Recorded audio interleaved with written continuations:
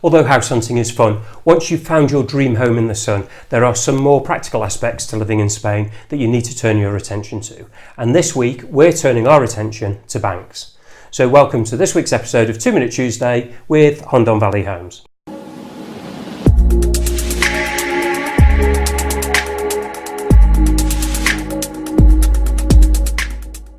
Now, one of the most regularly asked questions we have is, do I need a bank account in order to buy a property in Spain?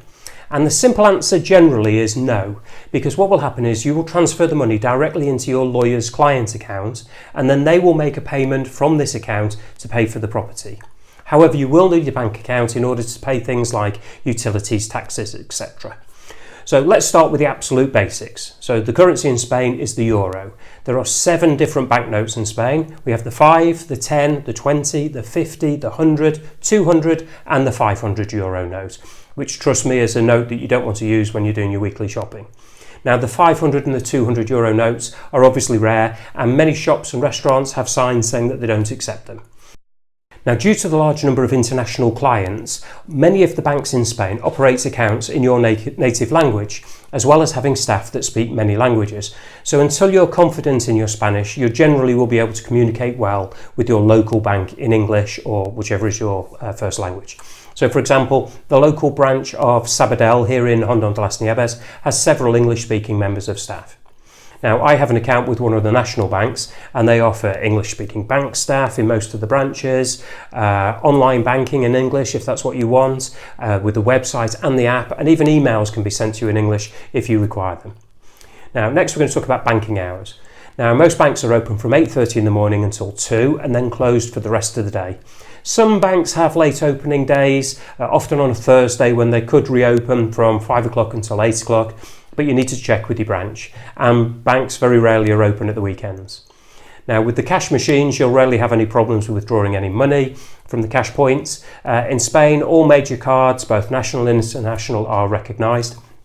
It's advisable, though, to use a cash point that is aligned to the bank or type of card that you have in order to avoid high charges. If you're using a foreign card, make sure that there's a good exchange rate and no fees. Now, you can check this with your card issuer because they may have a collaboration with a particular bank in Spain to keep the fees low.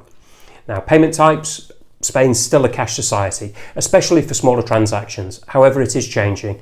Many people use credit and debit cards. Online and mobile payments are very popular now, as are the contactless payments, popular in coffee shops, and they're growing in popularity for payments generally under 20 euros, although this limit will rise shortly. And finally, everybody's big bugbear, bank charges. Now, whilst banks in Spain generally operate well, one thing they do excel at is charging. Banks can charge for receiving money, sending money, an annual card fee, overdraft fees, mortgage fees. So check first before signing up with a bank what they charge for.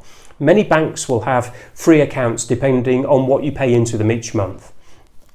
Now, hopefully this has covered the absolute basics, some of the aspects of Spanish banks. Of course, you can go online and check with the banks and check that everything is good with them before you open an account.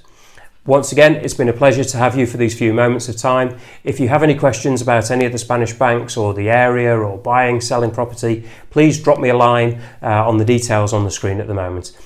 I look forward to seeing you for the next episode of 2 Minute Tuesday with Hondon Valley Homes, but for now, adios.